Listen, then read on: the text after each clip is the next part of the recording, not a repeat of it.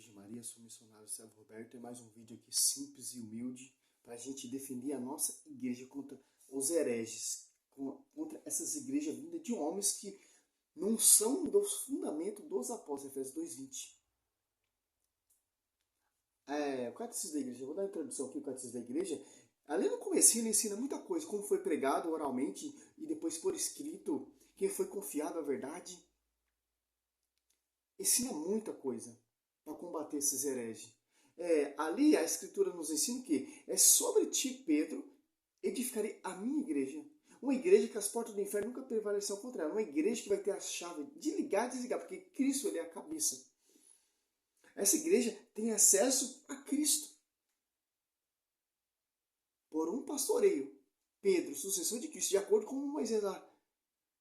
Pastor lá do Velho Testamento. Só pode ter um porta-voz. Tanto no Velho e no Novo. Pode ver para você ver no Velho Testamento só tem um porta-voz. Moisés morre, Josué sucede seu lugar. E uma só igreja. Dentro da rei Salomão ali. Olha só que olha a introdução aqui que eu vou dar. Ó. Catecismo, página 34, parágrafo 77. Para que o evangelho sempre se conserve inalterado, vivo na igreja apostólica.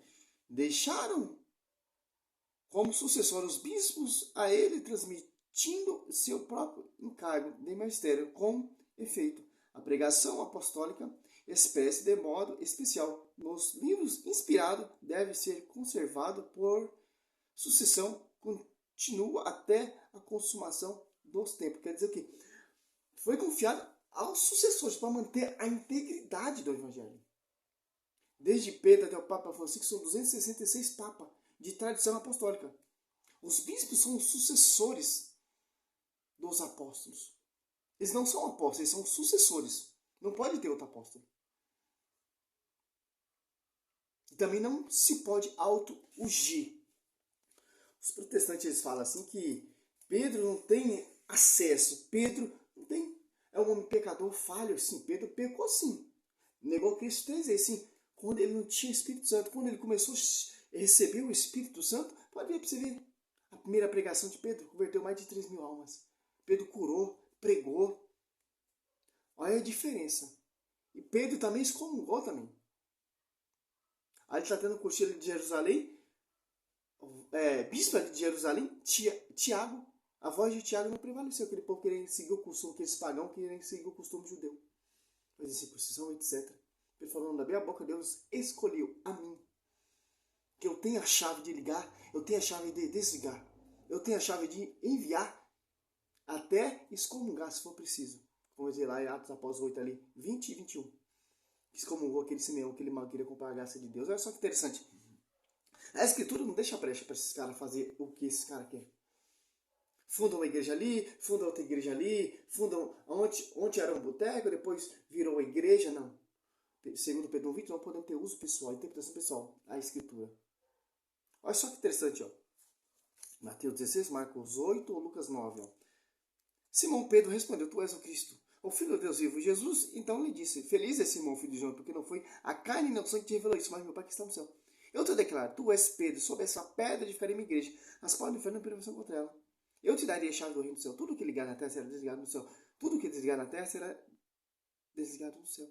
Aqui já era, ponto final, acabou, já está registrado aqui na Escritura, não tem o que mudar. Os teólogos, os arqueólogos, os historiadores, os filósofos, os conhecedores, os conhecedores distorcidamente vão querer mudar isso aqui.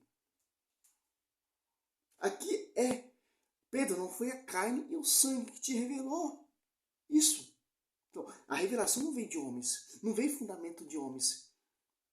Quem revelou aqui a Pedro é o próprio Espírito Santo. Mais para frente vai usar Pedro para pregar, para fazer cura, para converter. A igreja vai se tornar pública por esse mesmo Espírito Santo aqui. Ó. Pedro ele tem autoridade para ver. Se você ler os 4 evangelhos, Pedro é o destaque. Os protestantes falam que não. O destaque é o apóstolo Paulo, não Pedro. O apóstolo Paulo não tem a chave de ligar e desligar. O apóstolo Paulo é o menor de todos os apóstolos, o último, que perseguiu a igreja. Então já tem uma igreja. Vamos dizer lá em Coríntios 1 ali, 15. Olha só que interessante. A autoridade de Pedro, cara. Atos 8, olha só, 20 e 21. Pedro respondeu: maldito seja o teu dinheiro, e tu também.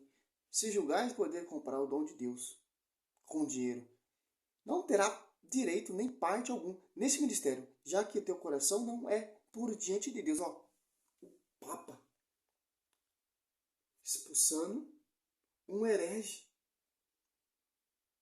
Hoje você vê nesse mundo protestante, os caras, faça essa campanha, faça esse voto, dá tanto, você vai ser abençoado. Fala, põe a sua fé nessa caneta. Você vai prosperar quando você usar essa caneta. Está fazendo de acordo com esse incrédulo aqui, eu querendo comprar a graça e dom de Deus com dinheiro. Mateus 18 foi dado de graça. De graça dai.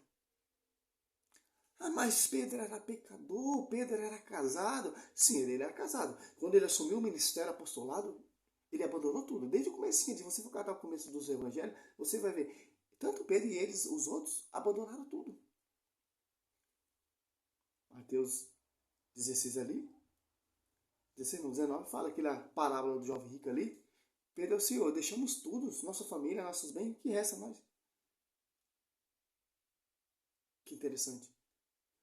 Pedro, ele renegou Cristo por quê? Porque ele não tinha o Espírito Santo. Quando ele foi cheio do Espírito Santo, ele jamais negou Cristo. Prefiro morrer de ponta cabeça. Não sou digno de morrer igual ao mestre. Me emprega de ponta cabeça. Olha a diferença. Um evangelho distorcido. Tanto aqui, ó.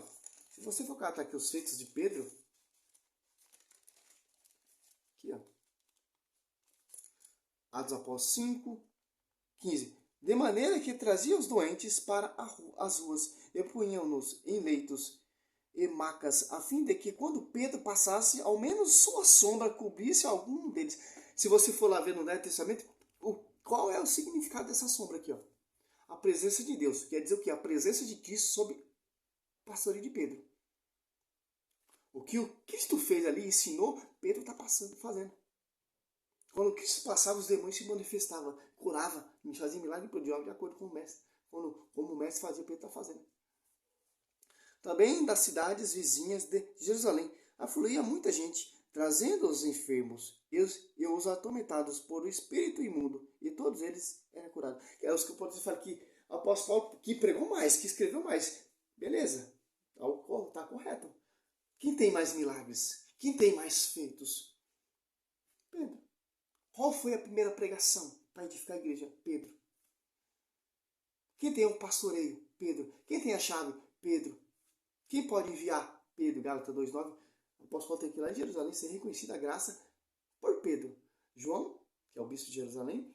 Pedro, que é o pastor deles. Olha só que interessante. Aqui, ó, Pedro e João. Converteram mais de 5 mil almas. Ó. Muitos, porém, dos que tinham ouvido a pregação, creram. E o número dos fiéis elevou ao seu mais ou menos de 5 mil. Aqui é Pedro pregando. João acompanhando ali. Ó. Porque o primeiro que tem que pregar é Pedro. Quando Jesus ressuscitou, o João, o discípulo amado, como era mais novo, né, foi com pressa lá ver lá. Ele não entrou, só entrou quando Pedro entrou lá e viu as vestes de Jesus Cristo. Depois ele entrou e creu.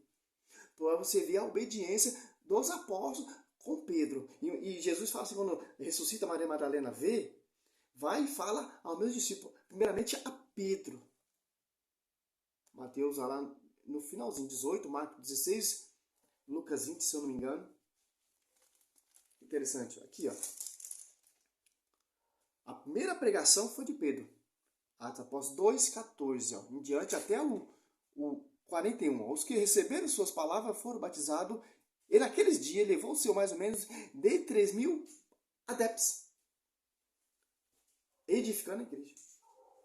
Pedro, apacenta minhas ovelhas, Pedro, apacenta minhas ovelhas, Pedro, apacenta meus cordeiros, João 21, 15, 17.